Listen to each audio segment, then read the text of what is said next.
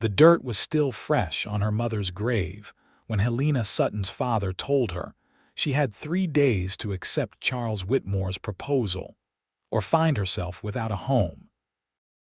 Helena stood in the parlor of their modest ranch house outside Nogales, Arizona Territory, in the spring of 1882, staring at the man who had raised her with such tenderness until 6 months ago when her mother had fallen ill.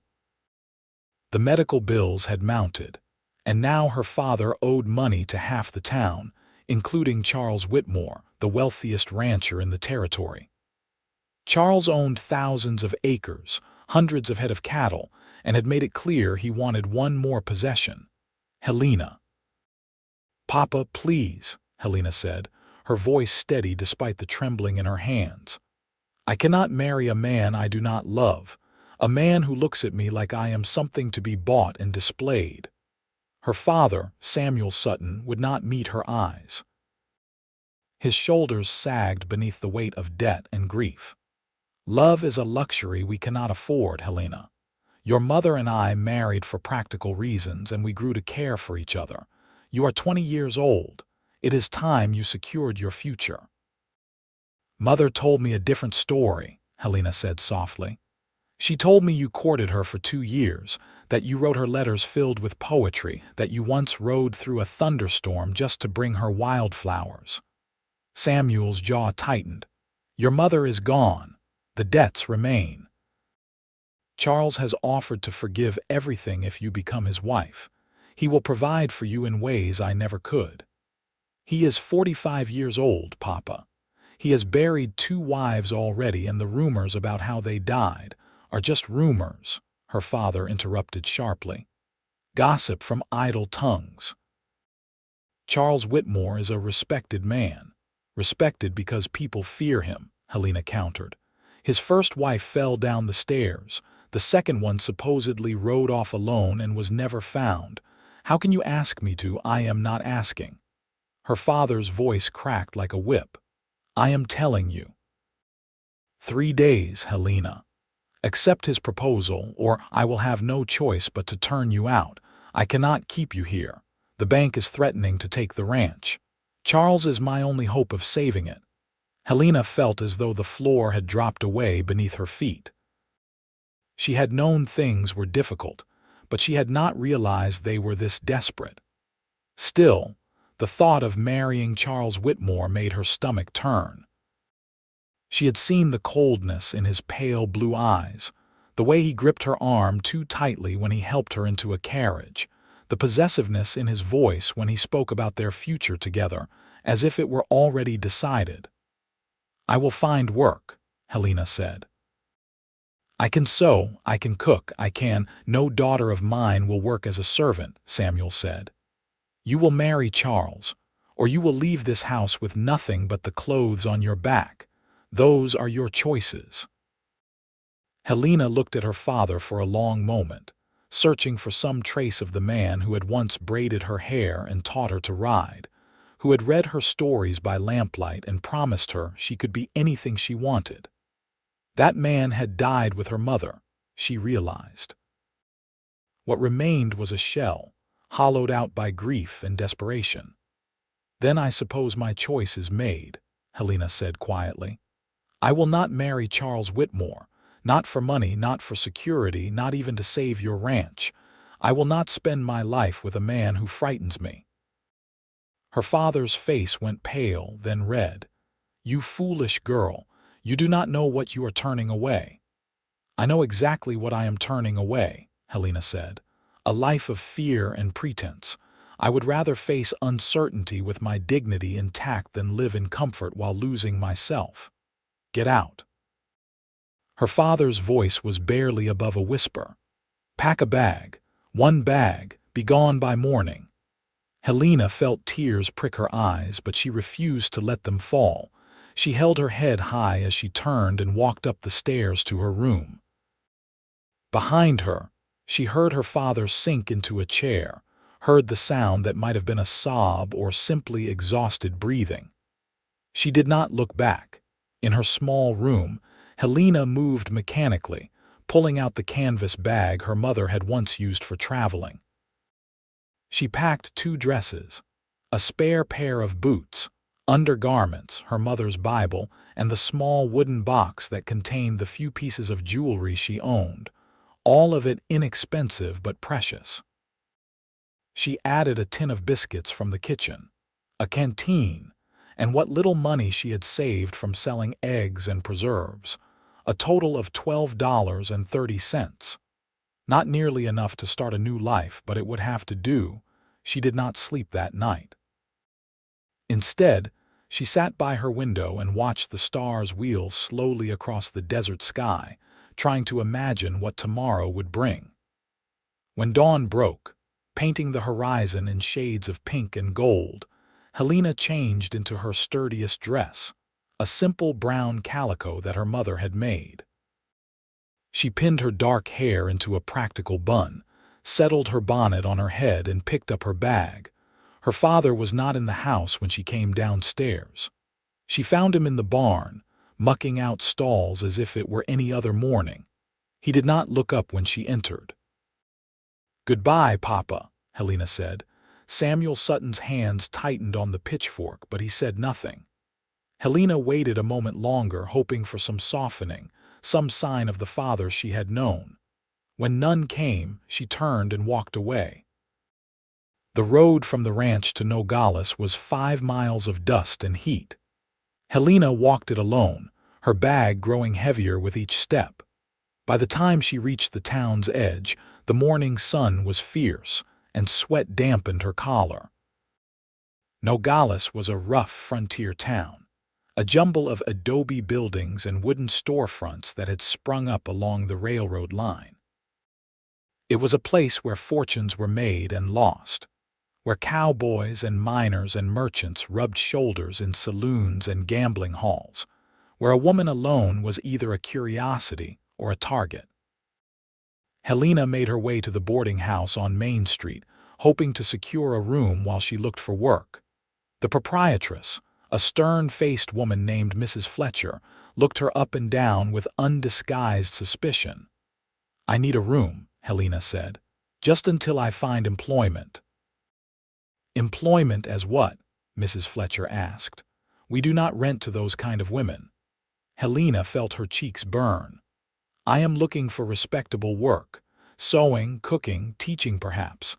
Mrs. Fletcher's expression did not soften. "Respectable work for a girl traveling alone with one bag." "Where is your family?" "That is my private concern. Not when you are asking for a room in my establishment," Mrs. Fletcher said. "I know who you are. You are Samuel Sutton's daughter. Word is already spreading that you refused Charles Whitmore and your father turned you out for it. Do you know what that makes you? A fool, first of all, but also damaged goods. No respectable family will hire you now. If you had the sense to refuse a man like Charles, there must be something wrong with you." Helena felt anger rise in her chest. "There is nothing wrong with refusing to marry a man I do not love." "Love?" Mrs. Fletcher scoffed. "You are even more foolish than I thought. Go on, girl. I have no room for you here." Helena tried 3 more boarding houses and got the same response at each one. News traveled fast in a small town, and her refusal of Charles Whitmore had already branded her as troublesome, ungrateful, possibly even unbalanced. By early afternoon, she was hungry, exhausted, and beginning to feel the first stirrings of real fear. She sat on a bench outside the general store, trying to decide what to do next. "Miss Sutton." Helena looked up to see a young woman about her own age, with red hair and kind green eyes. She wore a simple but well-made dress and carried a basket of groceries. "I am sorry, do I know you?" Helena asked. "Not well," the woman said. "But I have seen you in church. My name is Margaret O'Brien. I heard about what happened. That took real courage, refusing Charles Whitmore. Courage or stupidity," Helena said wearily. "I am beginning to think they are the same thing." Margaret sat down beside her. "They are not. My own mother once refused a wealthy suitor to marry my father, who was just a railroad worker. She never regretted it. They had 30 happy years together before he died." "That is a lovely story," Helena said. "But at this moment, I have nowhere to sleep tonight and no prospects for work. Courage does not put a roof over your head." Margaret was quiet for a moment. "My family owns a small ranch about 10 miles north of here. We raise horses. It is not fancy, but we do all right. My brother manages most of the operation now that my father is gone. We could use help with cooking and mending, and during foaling season, an extra pair of hands in the stables. The pay would not be much, but you would have a bed and meals." Helena's heart lifted. "Are you serious?" "I would not offer if I were not," Margaret said. "I should warn you, though, it is hard work. My brother can be demanding. He expects everyone to pull their weight, and it is just the three of us, my mother, my brother, and me, so it can be lonely." "Lonely sounds wonderful right now," Helena said. "And hard work does not frighten me," Margaret smiled. "Good. My brother is in town today. He is picking up supplies. We can ride back with him if you do not mind sitting in the back of a wagon." "I would ride on the roof if it meant having a place to stay," Helena said. Margaret laughed. "Come on, then. He should be loading up at the feed store about now." They walked through town together, and Helena felt some of her anxiety ease. Margaret chatted easily about the ranch, about the horses they bred, about the challenges of running a small operation in territory where water was scarce and rustlers were common. It sounded like exactly the kind of honest, straightforward life Helena had always wanted. The feed store was at the far end of Main Street. Outside, a man was loading bags of grain into a sturdy wagon. He was tall and lean, with broad shoulders and sun-darkened skin. He wore dusty work clothes, a battered hat pulled low over his eyes, and moved with the easy grace of someone completely at home in his body. When he turned at the sound of their approach, Helena saw a face that was more interesting than handsome, with strong features, a firm jaw shadowed with stubble, and eyes the color of whiskey in sunlight. "Kade," Margaret called. "I have brought someone who might help us out." The man called Kade looked at Helena with an expression that was neither welcoming nor hostile, just assessing. His gaze took in her travel-worn dress, her single bag, the determined set of her shoulders. When his eyes met hers, Helena felt an odd jolt, as if something had clicked into place. "Help us out how?" Kade asked.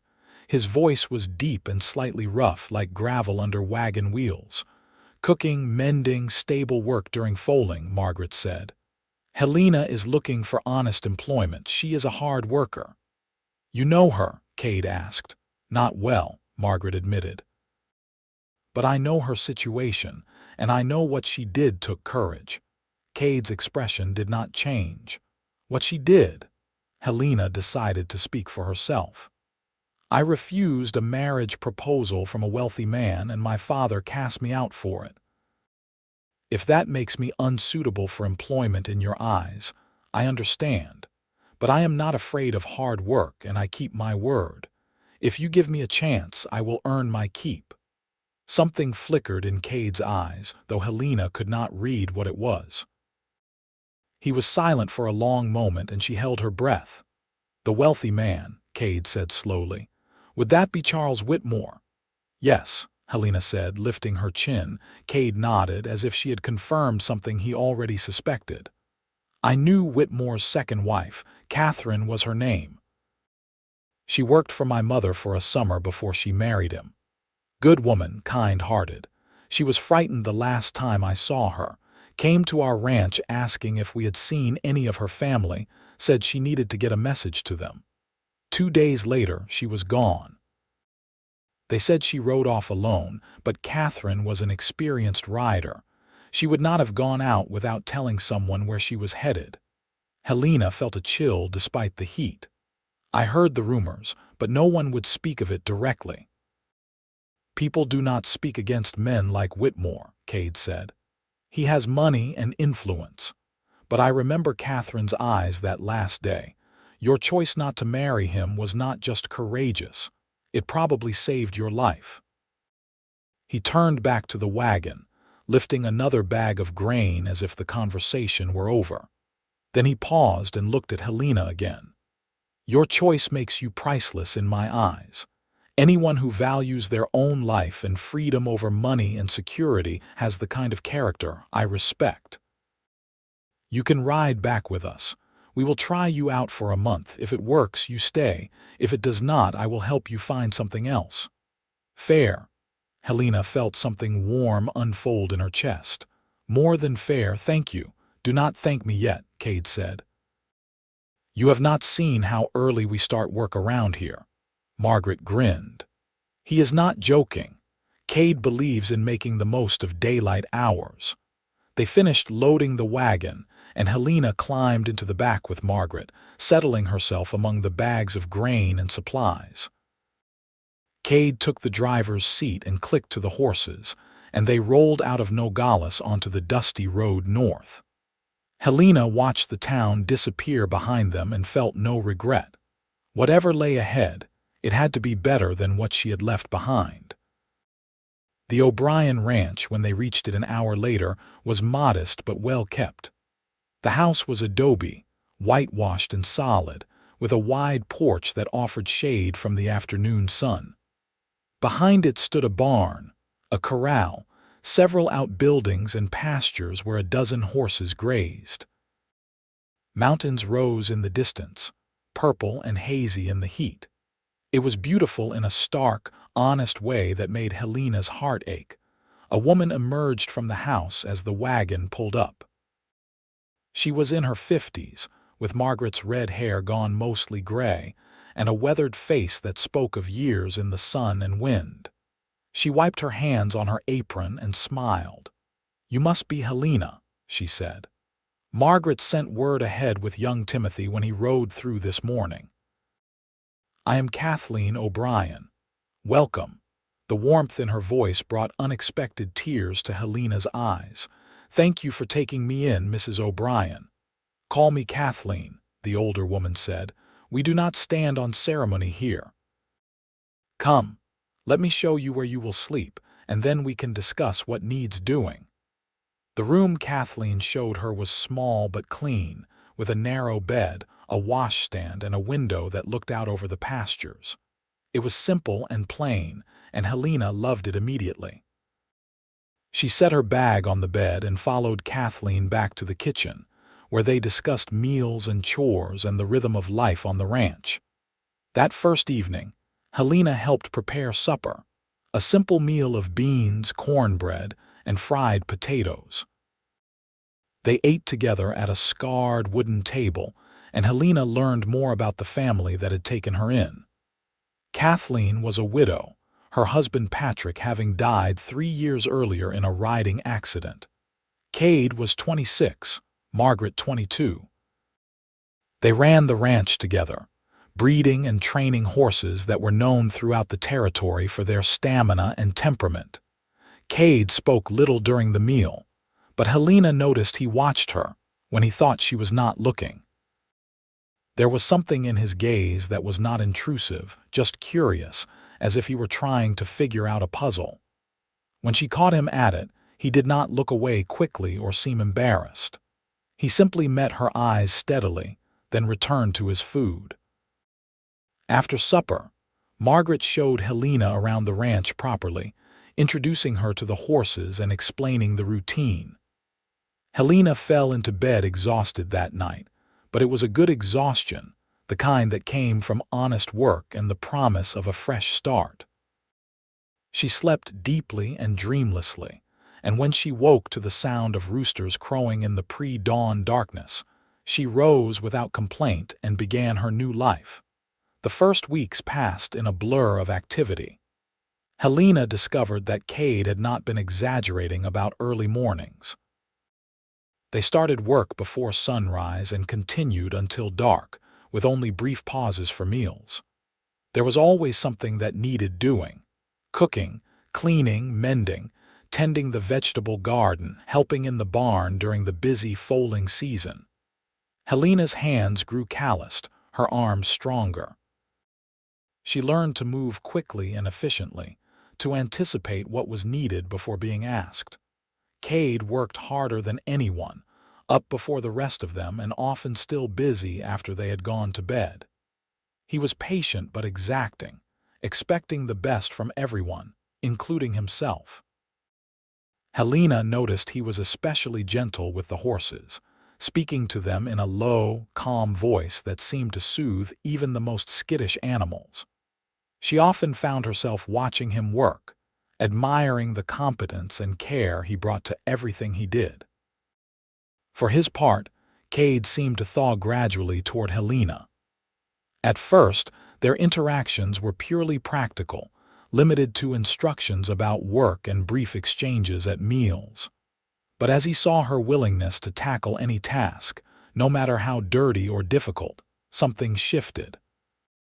He began to ask her opinion occasionally, about a horse's temperament or whether a mare was ready to foal.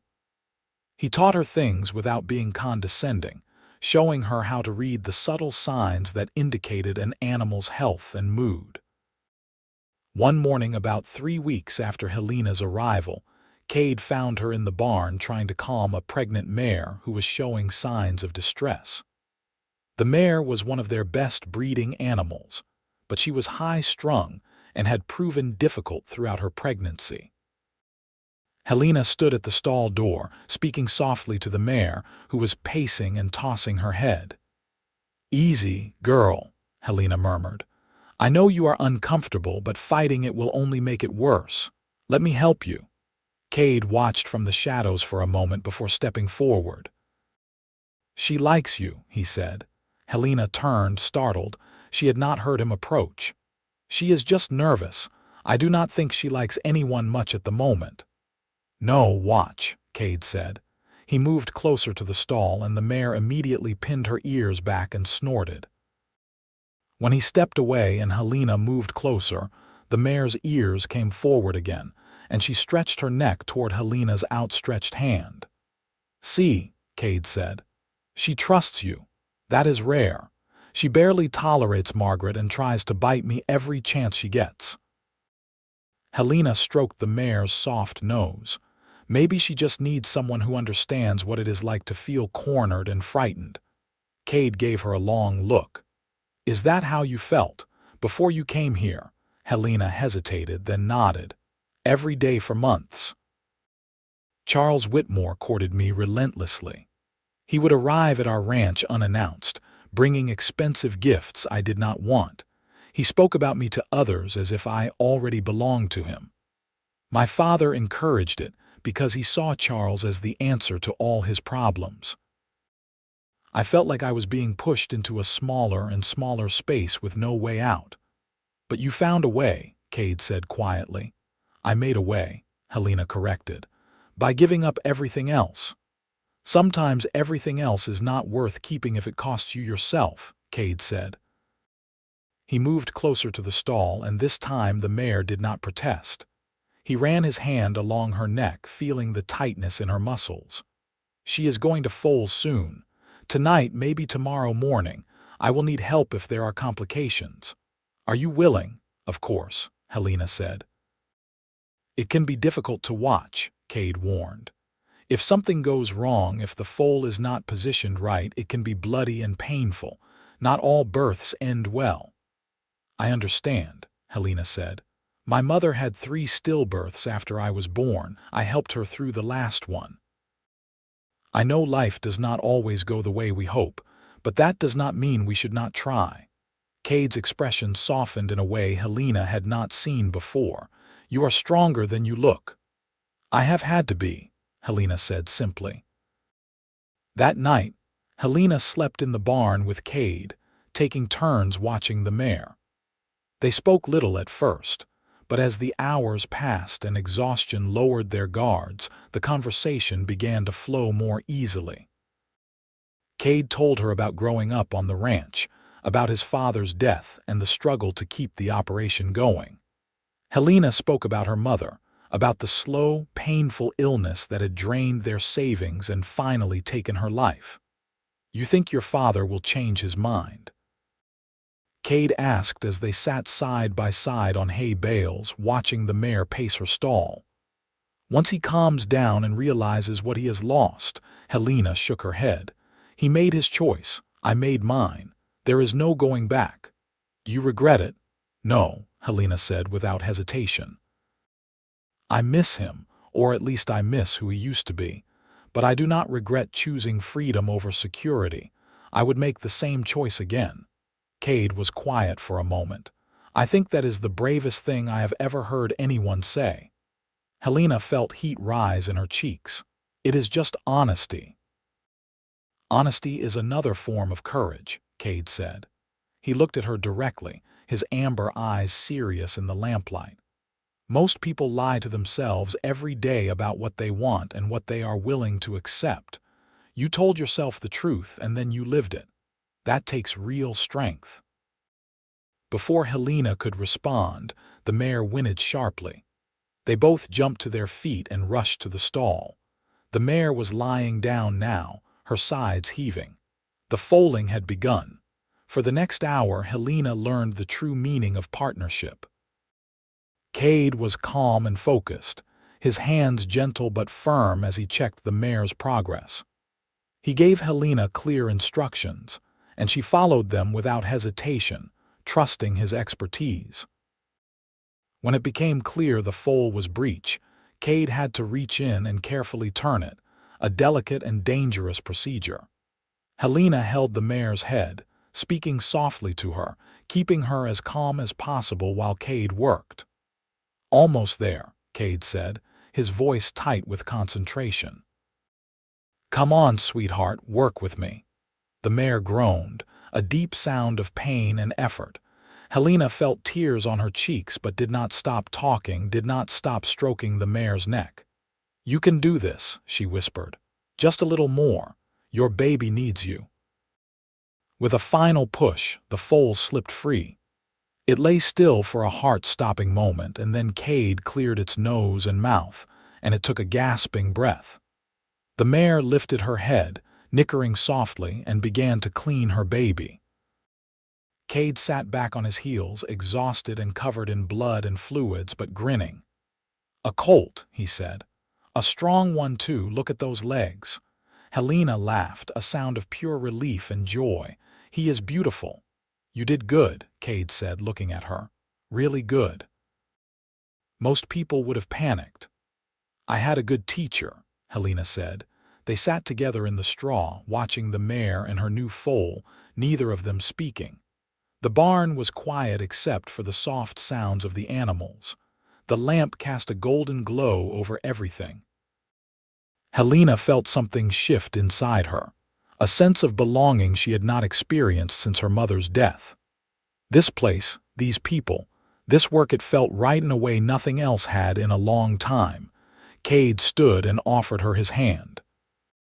When she took it, he pulled her to her feet easily, and for a moment they stood close, his hand still holding hers.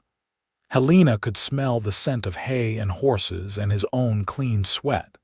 She looked up at him and saw something in his eyes that made her breath catch. "Helena," he said, his voice rough. The barn door opened and Margaret stepped in, wrapped in a shawl against the cool night air. "I saw the lamp was still lit. Did she foal?" The moment broke. Kade released Helena's hand and stepped back. "She did. A colt. Both are doing fine." Margaret came to admire the foal, exclaiming over his long legs and the white star on his forehead. Kade went to wash up at the pump outside, and Helena followed a few minutes later. When she found him, he was standing in the moonlight, water dripping from his face and hair, staring up at the stars. "Thank you for tonight," Helena said. "For teaching me, for trusting me to help." Kade turned to look at her. "You earned that trust. You show up every day ready to work. You do not complain. You care about the animals. That is all I ask of anyone." "Is it?" Helena asked quietly. "Is that really all?" Kade studied her face for a long moment. "What are you asking me?" Helena was not entirely sure herself. She only knew that something had changed between them tonight, that the careful professional distance they had maintained was beginning to crack. "I suppose I am asking if you see me as just another worker on your ranch, or if there is something more." The directness of her own question surprised her, but she had learned something important in the past weeks. Life was too short and too uncertain for games and pretense. If she wanted to know something, she needed to ask. Kade looked away, his jaw tight.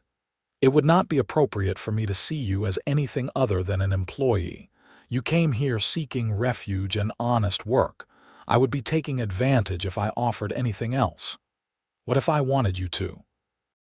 Helena asked. Her heart was pounding, but she kept her voice steady. "What if the reason I asked is because I feel something when I am with you, something I never felt with Charles Whitmore or anyone else?" Kade closed his eyes briefly. "Helena, you have been through a lot. Your emotions are probably confused right now. You are grateful to me and my family for taking you in. That is not the same as do not," Helena interrupted, her voice sharp. "Do not tell me what I am feeling. I have had quite enough of men explaining my own thoughts to me. I know the difference between gratitude and attraction. I am grateful to your mother and sister too, but I do not feel my pulse quicken when they enter a room. I do not find myself watching them when I should be working. I do not lie awake at night wondering what it would be like to—" She stopped, flushing. She had already said more than she intended. Kade turned to face her fully. In the moonlight, his eyes were dark and intense. "To what?" he asked, his voice low. "What do you wonder about?" Helena lifted her chin, refusing to be embarrassed. "To be touched by someone I actually want. To be kissed by someone who sees me as a person, not a possession. To build a life with someone who respects my choices instead of trying to control them." Kade took a step toward her. "If I kissed you right now, I would not be respecting the power difference between us. You work for me. You depend on me and my family for shelter and food. That puts you in a vulnerable position." "I was vulnerable when I arrived here," Helena said. "I am not vulnerable anymore. I have proven I can do the work. I have earned my place here. If you asked me to leave tomorrow, I could find work elsewhere now that I have experience. So do not use my supposed vulnerability as an excuse. If you do not want me, just say so." "Not want you," Kade let out a harsh laugh. "Helena, I have wanted you since the day Margaret brought you to the feed store. I have wanted you every morning when you come out of the house with your hair still damp from washing. I have wanted you every evening when you sit at the table laughing at one of my mother's stories. I have wanted you every moment I have watched you work, seeing your strength and determination. But wanting and acting on it are different things." Helena's heart was racing now. "Why? Why must they be different?" "Because I remember what you told me," Kade said. "About feeling cornered, about Charles Whitmore pushing you into a space with no way out. I will not be another man who pushes you. If something happens between us, it has to be because you choose it freely, without any pressure or obligation." "Then hear me clearly," Helena said. She closed the distance between them until she stood directly in front of him, so close she could feel the heat radiating from his body. "I choose this. I choose you, not because I am grateful or confused or feeling vulnerable, but because when I look at you, I see the kind of man I always hoped existed but was never sure I would find. Someone honest and hardworking and kind. Someone who treats animals and people with equal respect. Someone who sees value in integrity over wealth. So yes, Kade Kelly, I want you to kiss me. And if you do not do it soon, I am going to kiss you instead." For a moment, Kade just stared at her. Then he reached up and cupped her face in his calloused hands, his touch gentle despite the roughness of his skin. "You are sure?" he asked. "I have never been more sure of anything," Helena whispered. Kade lowered his head slowly, giving her every opportunity to change her mind to pull away. But Helena did not move. When his lips finally met hers, it was like coming home. The kiss was gentle at first, almost tentative, as if he were still afraid of pushing too hard. But when Helena leaned into him, wrapping her arms around his neck, the kiss deepened. It was everything she had imagined and nothing like she had expected, sweet and hot and perfect. When they finally broke apart, both breathing hard, Kade rested his forehead against hers. "We should probably talk about this," he said. "Tomorrow," Helena said. "We can talk about it tomorrow. Tonight, can we just what? Be two people who want each other," Helena said. "Without worrying about what it means or where it leads, just for tonight." Kade pulled back slightly to look at her. "I am not the kind of man who can do just one night. If we start this, Helena, I am going to want more. I am going to want everything. I need you to understand that." Helena felt something warm and fierce bloom in her chest. "Good," she said, "because I am not interested in halfway measures either. I have already walked away from safety and comfort. I am not going to settle for less than what I truly want." "And what is it you truly want?" Kade asked. "You," Helena said simply. "A life with you if you want the same." Kade kissed her again, harder this time, with a passion that left no doubt about his feelings. When he pulled back, his eyes were blazing. "I want the same. I have wanted it for weeks, but I was trying to be honorable about it." "You are honorable," Helena said, smiling. "Honorable enough to wait until I made the first move. But now I have made it. So what happens next?" "Now," Kade said, "I suppose we should tell my mother and sister that this arrangement has become considerably more complicated." Helena laughed. "Do you think they will mind?" "Are you joking?" Kade said.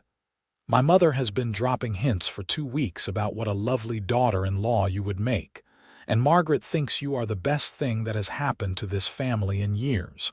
They will probably be thrilled." "What about you?" Helena asked. "Are you thrilled?"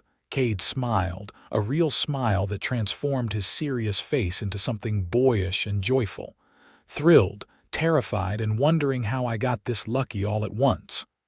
"I am the lucky one," Helena said. "A month ago I thought my life was over. Now I am standing here with a man who makes me feel like it is just beginning." They stood together in the moonlight for a long time, holding each other, neither wanting to break the spell of the moment. Eventually, exhaustion and good sense drove them back to the house, walking separately so as not to scandalize anyone who might still be awake. But as Helena climbed into her narrow bed, she felt happier than she had in months. The future, which had seemed so frightening and uncertain, now glimmered with possibility. The next morning at breakfast, Kade cleared his throat and announced, "Mother Margaret, I need to tell you something. Helena and I have developed feelings for each other. I want to court her properly if she is willing and if you both approve." Kathleen's face broke into a delighted smile. "Oh, thank goodness. I was beginning to think you would never work up the nerve to say something." Margaret laughed. "I have been watching you two dance around each other for weeks. It has been painful. I am glad you finally figured it out." Helena felt her face heat. "So it was obvious to everyone but us." "Completely obvious," Margaret said cheerfully. "The way he watches you during meals. The way you find excuses to work near him. It was like watching two people walk through molasses, everything in slow motion." Kade groaned. "Thank you for that flattering image, sister. I am just happy you are both sensible people who can talk about your feelings like adults," Kathleen said. "Now, if we are done discussing romance, there is work to be done. Those fences in the north pasture need mending before the horses break through again." Life on the ranch continued, but now it was colored by the new understanding between Helena and Kade. He courted her in quiet ways, appropriate for two people living and working in close quarters. He saved the best cuts of meat for her plate. He left wildflowers on her windowsill. He taught her to ride better, spending patient hours helping her develop a secure seat and gentle hands. They took walks in the evening after the day's work was done, talking about everything and nothing, learning each other's minds as well as their hearts. 6 weeks after their first kiss, as they sat together on the porch watching the sunset paint the sky in brilliant oranges and purples, Kade took her hand. "I love you," he said. "I know it is fast, but it is the truth. I love your strength and your honesty. I love the way you laugh at my mother's terrible jokes. I love watching you work because you put your whole heart into everything you do. I love you, Helena Sutton, and I want to spend my life with you if you will have me." Helena turned to face him, her eyes shining. "I love you too. I think I have loved you since the day you said my choice made me priceless. No one had ever valued me for my integrity before. Everyone else wanted to change me, mold me into what they thought I should be. But you have only ever wanted me to be myself. How could I not love you for that?" Kade reached into his pocket and pulled out a ring. It was simple, a silver band with a small turquoise stone. "This was my grandmother's," he said. "My father gave it to my mother when they got engaged. She wanted you to have it if you said yes. So, Helena Sutton, will you marry me?" "Yes," Helena said without hesitation. "Yes, 1,000 times yes." Kade slipped the ring onto her finger, and then he kissed her there on the porch as the sun sank below the horizon and the first stars began to appear. When they went inside to share the news, Kathleen cried happy tears, and Margaret insisted on opening a bottle of wine her father had been saving for a special occasion. "He would have liked you," Kathleen told Helena. "Patrick always said the measure of a person was not what they had, but what they were willing to give up for their principles. You gave up everything rather than compromise yourself. He would have respected that." "I hope I can be worthy of this family," Helena said. "You already are," Kathleen said firmly. "You have been family since the day you arrived. This just makes it official." They married 6 weeks later in a simple ceremony at the small church in Nogales. Margaret stood up for Helena and Kade's oldest friend, a rancher named Thomas Kelly who people called Dusty because he always seemed to be covered in a fine layer of it, served as his best man. Kathleen cried through the entire service. Helena wore her mother's wedding dress, altered to fit her slimmer frame, and carried a bouquet of desert wildflowers Kade had gathered for her that morning. As they exchanged vows, promising to love and honor each other through all of life's trials, Helena thought about the path that had brought her to this moment. If someone had told her 5 months ago, when she was facing her father's ultimatum, that she would end up here, married to a good man on a ranch she had grown to love, she would not have believed them. But sometimes the hardest choices led to the greatest blessings. When the minister pronounced them husband and wife, Kade kissed her with a tenderness that made her heart ache. The small gathering of friends and neighbors applauded. As they walked back down the aisle together, Helena caught sight of someone standing at the back of the church. Her father. Samuel Sutton looked older than she remembered, more stooped, with new lines on his face. He met her eyes briefly, and she saw regret there and perhaps the beginning of understanding. But he did not approach, did not speak. He simply nodded once, then turned and left. Helena felt Kade's hand tighten on hers. "Are you all right?" he asked quietly. "I am," she said, and realized it was true. She had made peace with her father's choice and her own. If he wanted to reach out to her someday, she would listen. But she would not chase after his approval. She had found something better, a life built on mutual respect and genuine love. The reception was held at the ranch, a casual affair with food and music and dancing. Helena found herself swept into conversation with neighbors she had only met in passing, all of them wanting to wish her well. She learned that her story had spread throughout the territory and that many women quietly admired what she had done, even if they would never say so publicly. "You gave a lot of us hope," one woman told her. "My own daughter is being pressured to marry a man she does not love. I showed her there are other paths, even if they are harder." As the sun set and the party continued, Kade pulled Helena away from the crowd for a moment. They stood together at the edge of the pasture, watching the horses graze in the gathering dusk. "Happy?" Kade asked. "Happier than I ever imagined possible," Helena said. She leaned against him and he wrapped his arms around her. "This feels like a dream." "It is real," Kade said. "You are my wife now, I am your husband, we have a life to build together." "What kind of life do you want?" Helena asked. "We have never really talked about the future." "An honest one," Kade said. "I want to keep breeding horses and making this ranch into something we can be proud of. I want children someday if we are blessed with them. I want to grow old with you, sitting on that porch and watching sunsets. I do not need wealth or status or anything fancy. I just need you and a life built on our own terms." "That sounds perfect," Helena said. They stayed out there for a while longer, just the two of them, before returning to the party. Later that night, after the guests had left and the house was quiet, Kade carried Helena over the threshold of the small bedroom they would now share. He set her down gently and began to unpin her hair, his movements slow and reverent. "I have been dreaming of this," he admitted. "Of having you all to myself with nothing between us." Helena reached up to unbutton his shirt. "I have been dreaming of it too."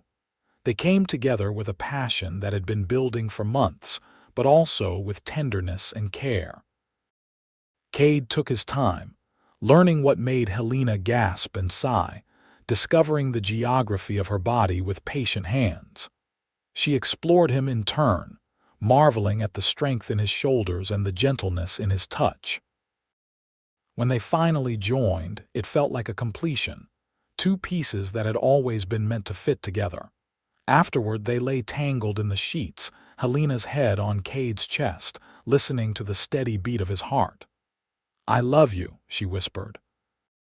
"I love you too," Kade said, pressing a kiss to the top of her head. "Thank you for choosing me." "Thank you for seeing my choice as valuable instead of foolish," Helena said. "That made all the difference. The first months of marriage were an adjustment. Learning to live as partners, to navigate the small conflicts that arose over how to manage the household and the ranch, required patience and communication." But Helena and Kade approached their marriage the same way they approached everything else, with honesty and a willingness to work through problems rather than run from them. Helena discovered she had a gift for training horses, particularly the younger ones who needed gentling. She developed a reputation for being able to work with difficult animals, and soon neighboring ranchers were bringing her their problem horses. The extra income helped the ranch prosper. Kade built her a small training ring and watched with pride as she patiently taught a high-strung gelding to accept a saddle and rider. "You are a natural," he told her one afternoon as she successfully rode the gelding around the ring for the first time. "I just understand what it is like to be frightened and need someone to be patient," Helena said. "These horses are not mean or stupid, they are scared. Once they learn to trust, they are willing to do anything." As the seasons turned, the ranch flourished. They added more horses, expanded their breeding program, and built a reputation for honest dealing and quality animals. Kathleen's health remained good, and Margaret met a young doctor who had recently opened a practice in Nogales. The family continued to work together, supporting each other through challenges and celebrating victories. Almost a year after their wedding, Helena realized she had missed her monthly courses. She waited another month to be sure before telling Kade, wanting to give him the news when she was certain. When she finally revealed that she was carrying their child, His reaction was everything she had hoped for. He swept her into his arms, laughing and crying at the same time, then carefully set her down as if she were made of glass. "Are you well? Do you need to sit down? Should we get the doctor?" he asked, his words tumbling over each other. Helena laughed. "I am fine. Women have been having babies since the beginning of time. I am strong and healthy. Everything will be all right." But Kade fussed over her constantly as her pregnancy progressed, insisting she not lift anything heavy or work too hard. Helena tolerated his worry with good humor, knowing it came from love. Margaret and Kathleen were equally excited, already making plans for the baby's arrival. Helena continued to work throughout her pregnancy, adjusting her activities as her body changed. She found she loved being pregnant, loved feeling the baby move inside her, loved watching her body prepare for the new life it was nurturing. Kade was fascinated by her changing shape, placing his hands on her belly to feel the baby kick, talking to their child before it was even born. "I hope our baby inherits your courage," he told her one night as they lay in bed. "I hope our baby inherits your kindness," Helena replied. "I hope our baby is healthy and knows it is loved," Kade said. "That is all that really matters." Their son was born on a cold January morning in 1884, after a labor that lasted through the night. Kade stayed with Helena the entire time, holding her hand and supporting her back, speaking words of encouragement even when she was too exhausted to respond. When the baby finally arrived, squalling and red-faced and perfect, Kade cut the cord with shaking hands and placed their son in Helena's arms. "He is beautiful," Kade whispered, touching the baby's downy head with one finger. "Look what we made." Helena gazed down at her son, overwhelmed with love and wonder. "We should name him Patrick," she said. "After your father." Kade's eyes filled with tears. "Are you sure?" "I am sure," Helena said. "Your father would have been a wonderful grandfather. It is right that his name continues." Patrick Kelly proved to be a healthy, happy baby who thrived on the attention of his extended family. Kathleen was in her element as a grandmother, and Margaret doted on her nephew. Kade was a devoted father, taking his son everywhere with him once he was old enough, teaching him about horses and ranching from infancy. Helena found that motherhood suited her. She loved the quiet moments of nursing, the feel of her son's small body against hers, the fierce protectiveness that rose in her whenever she thought about his future. She was determined that Patrick would grow up knowing he was loved unconditionally, that his worth was not tied to money or status, but to the kind of person he chose to be. When Patrick was 6 months old, Helena received an unexpected visitor. She was hanging laundry in the yard when a wagon rolled up the drive. The driver was her father. Samuel Sutton climbed down from the wagon slowly, moving like a man who had aged 10 years in two. He stood at a distance, his hat in his hands, looking uncertain. Helena felt Kade come up behind her, a reassuring presence at her back. "Helena," her father said, "I know I have no right to be here, but I needed to see you to try to explain." Helena dried her hands on her apron. "All right, I am listening." Samuel's eyes were damp. "I lost the ranch anyway. Charles Whitmore foreclosed 6 months after you left. I had nothing left, so I hired on as a foreman at a ranch near Tucson. It gave me time to think, to realize what I had done." He paused, his voice breaking. "I chose money over my daughter. I chose a man's debts over my own child. Your mother would be ashamed of me, and rightfully so. I do not expect you to forgive me. I just needed you to know that I understand now. You were right to refuse Charles. You were right to choose your own path. And I was wrong to try to force you into a life that would have destroyed you."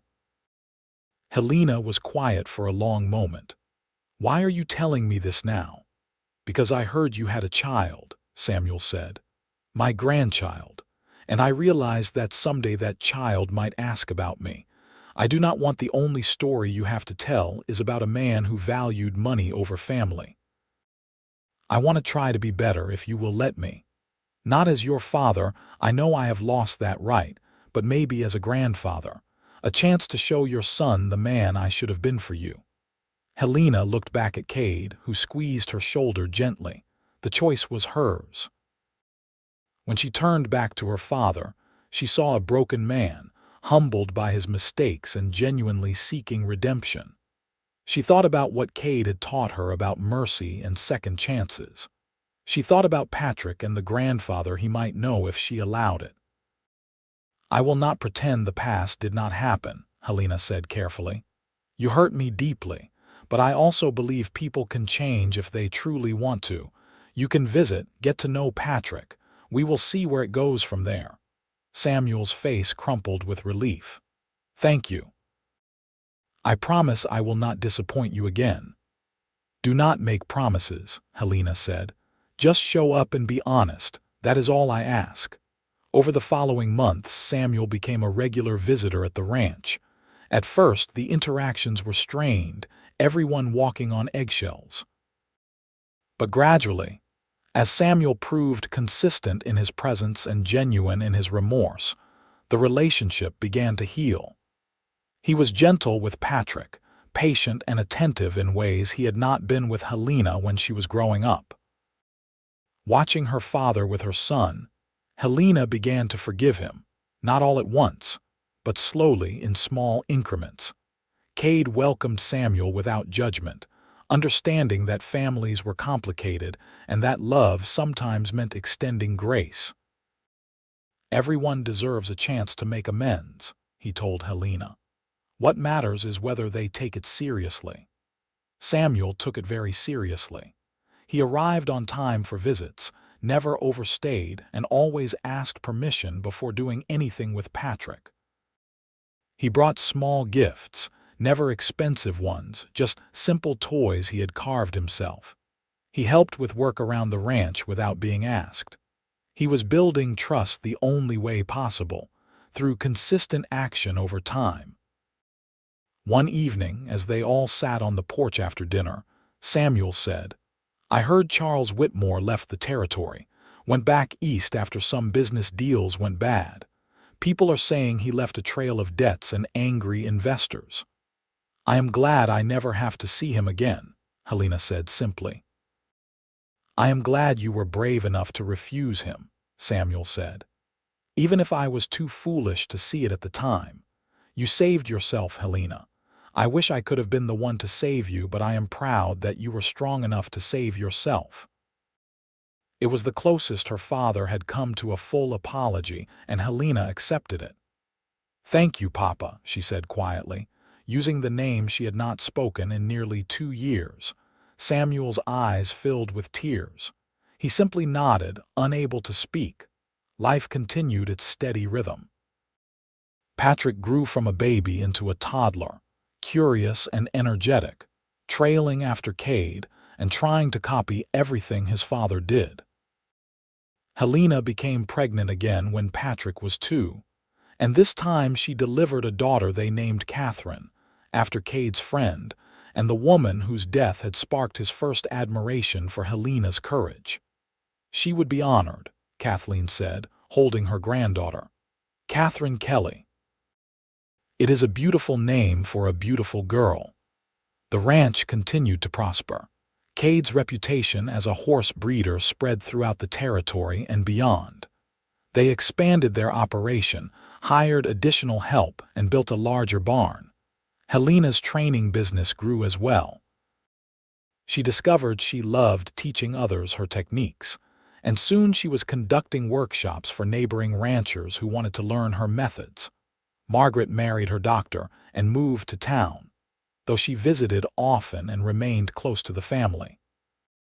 Kathleen's health remained strong well into her 60s.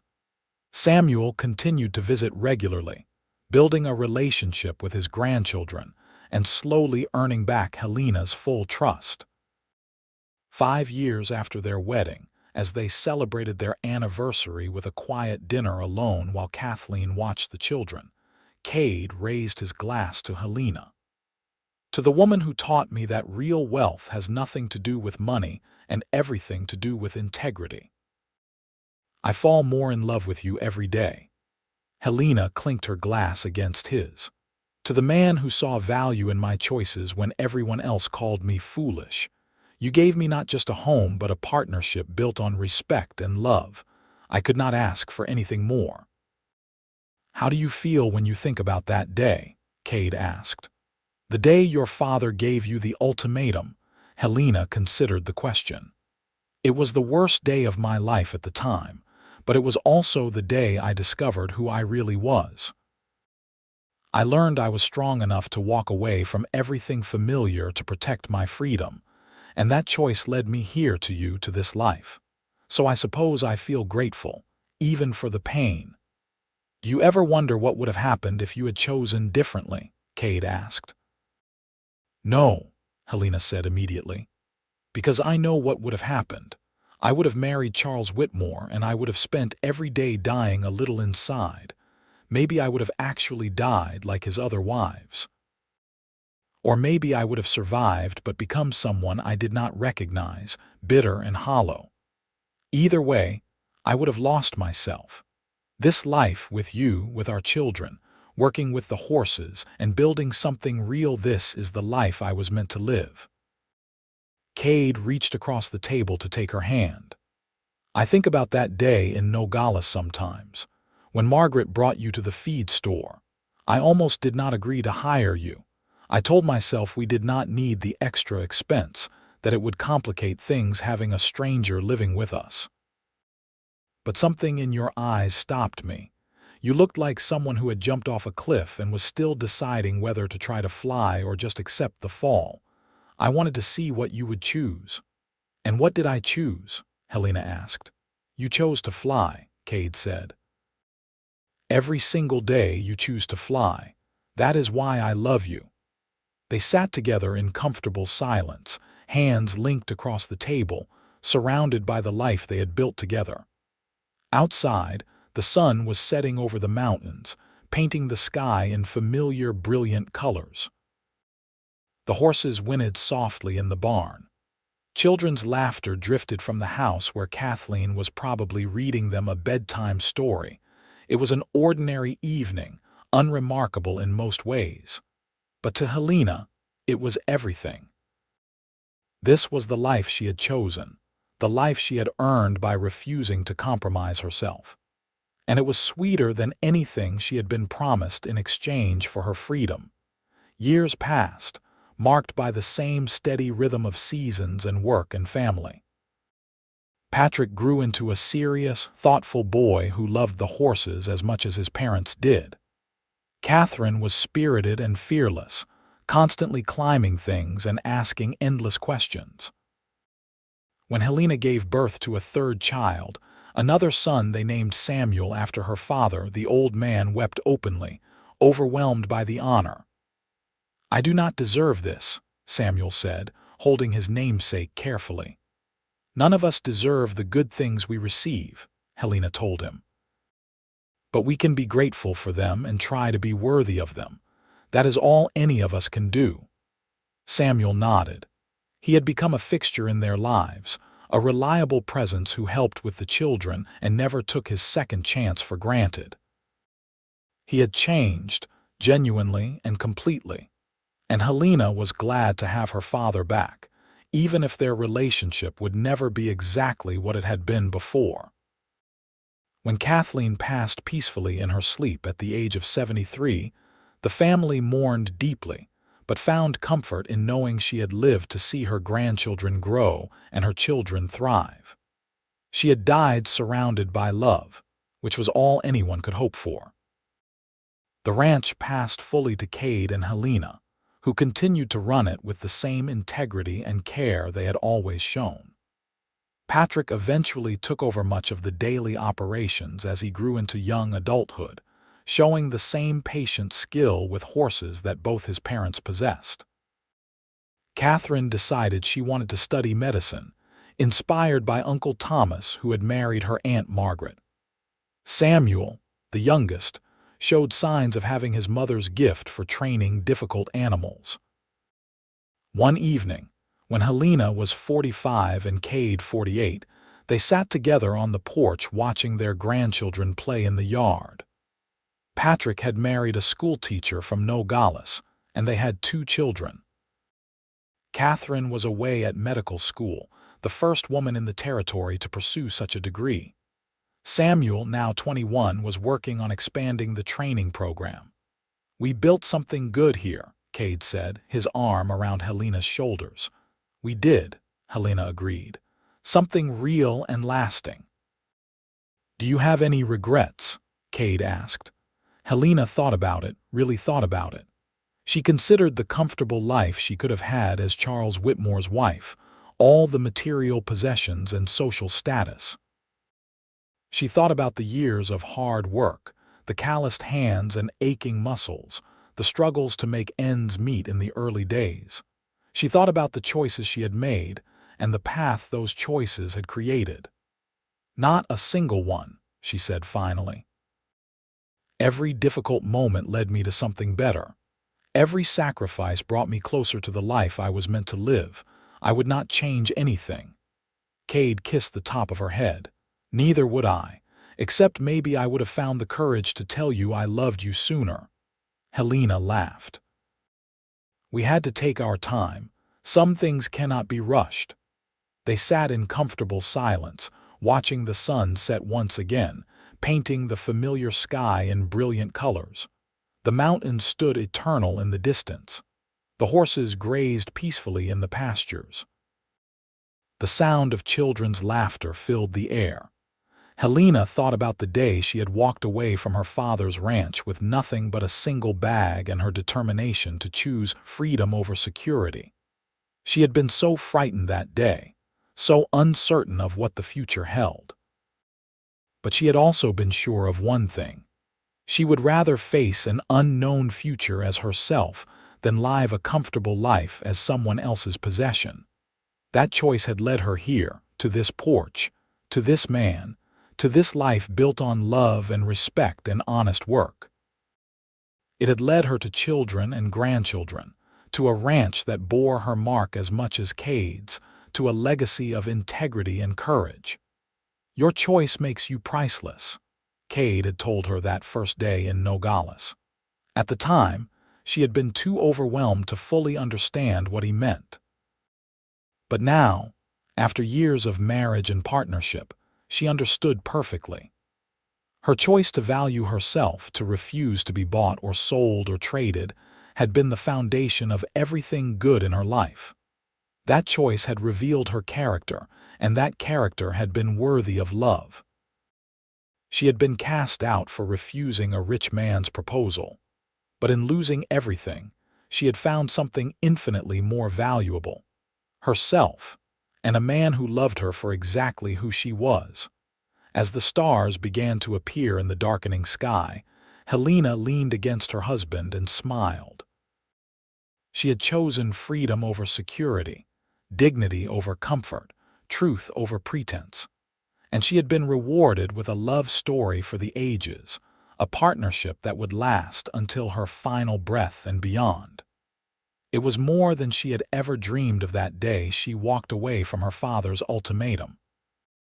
It was more than she had ever thought possible, but it was also exactly what she had earned by having the courage to value herself when no one else would. That was the real secret, Helena realized. Not that she had been rescued by a cowboy or saved by circumstances. She had saved herself by refusing to compromise her integrity. Kade had not rescued her.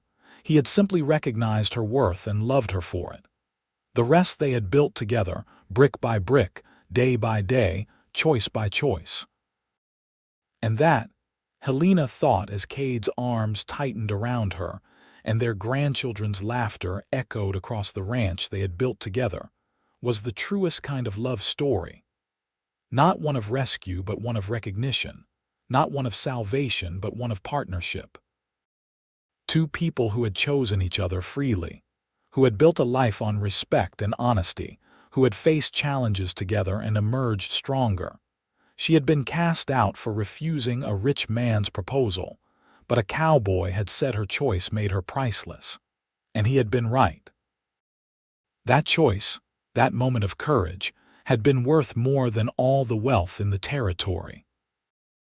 It had been worth everything because it had led her to this. A life lived on her own terms, a love earned rather than bought, a legacy of strength and integrity that would pass to her children and their children after them. As the last light faded from the sky and the first stars blazed overhead, Helena closed her eyes and gave thanks for the difficult road that had led her home. For sometimes the hardest paths lead to the most beautiful destinations, and sometimes the bravest thing you can do is simply refuse to be anything less than yourself. And in the end, that choice had made all the difference.